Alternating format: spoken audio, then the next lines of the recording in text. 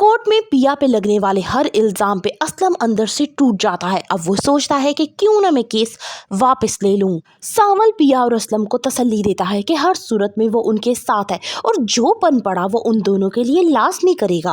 आलियार अपने बाप के खिलाफ जाकर इस दफा पिया का साथ देता है और मोहब्बत का सबूत देगा। आलियार खुद भी अपने बाप के खिलाफ अब सबूत इकट्ठे कर रहा है। वो सच की जीत चाहता है, इसलिए जानना चाहता है कि क्या वाकई उसका बाप ही मूसा है।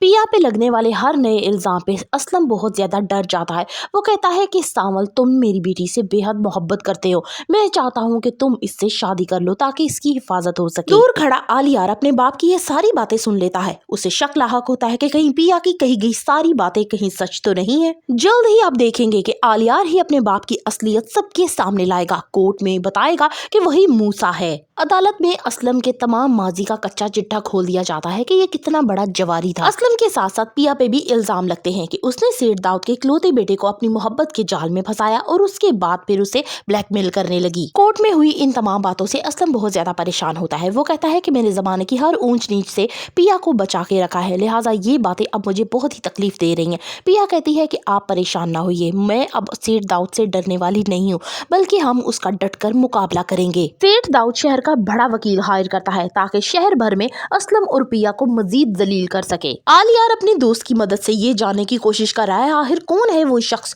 जो असलम और पिया के पीछे यूं हाथ धोकर पड़ चुका है, लेकिन उसे जल्द ही ये मालूम हो जाएगा कि ये सारा कुछ करने वाला कोई और नहीं बल्कि उसका अपना बाप है। और उसे ये भी मालूम हो जाएगा कि पिया जिस मूसा के बारे में बात करती है वो कोई और नहीं बल्कि उसका बाप है। उसका बाप शिनाख्त बदल के आ तो चुका है, लेकिन अभी भी वो अंदर से बिल्कुल वैसा ही है। सावल पिया को तसल्ली देते हुए कहता है कि अब चाहे कुछ भी हो जाए, मैं हर सूरत आपके साथ हूँ, इसलिए आपने घबराना नहीं है। असलम सावल से कहता है कि तुमने हमारी बहुत मदद की है, लेकिन मुझे लगता है कि वो तुम्हें भी बदनाम करेंगे। लेकिन सावल कहता है कि पिया जी, मैं आपका मरते दम तक साथ रहूंगा।